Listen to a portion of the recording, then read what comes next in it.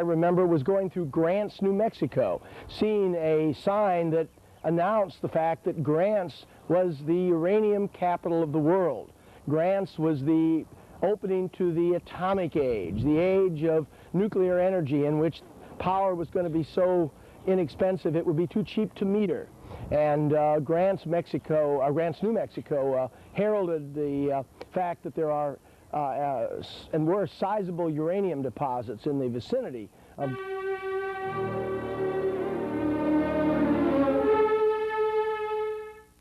and on into Arizona. And I remember around Winslow my dad commenting that we should see the Petrified Forest, and we made the obligatory tourist stop to the Petrified Forest, and you'll see there the obligatory black and white 1950 tourist pictures that were taken of the petrified logs in the Petrified Forest.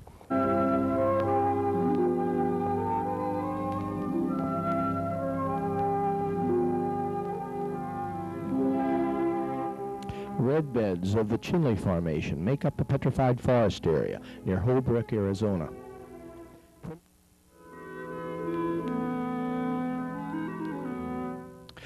Primitive conifers like sequoia make up much of the wood of the Petrified Forest.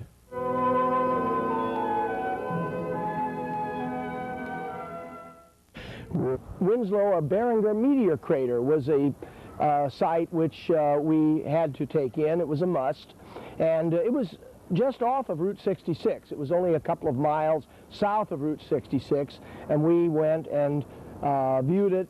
I was impressed by it. I'd always been intrigued by extraterrestrial things and things from space, and I was convinced even then that this was made by a meteorite. The conventional view at that time was that it was not. Geologists of the 1950s insisted that it was made by some kind of volcanic eruption, or that it was made by some kind of volcanic phenomena in which the lava didn't actually reach the Earth's surface. It was called a cryptovolcanic structure. But at the time, I was sure it was from a meteorite, and that has proven itself true. The Winslow crater is from a meteorite. It is from a very large meteorite or a small asteroid.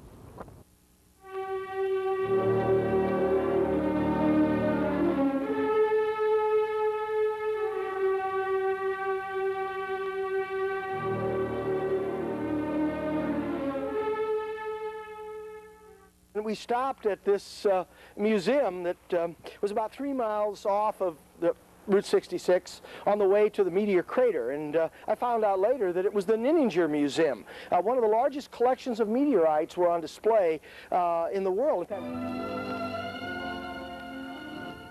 I didn't know it at the time, but in the Ninninger Meteorite Museum, we would see the oldest things on the trip. In fact, the oldest things in the solar system. Archean, or early Precambrian rocks of the inner gorge of the Grand Canyon, are about 2 billion years old. These spheres, called chrondules, present in some meteorites, which were on display in the Ninninger Museum, are over 3 times as old as the rocks of the inner gorge. Formed from condensation of a nebula, their formation predates the origin of the solar system itself.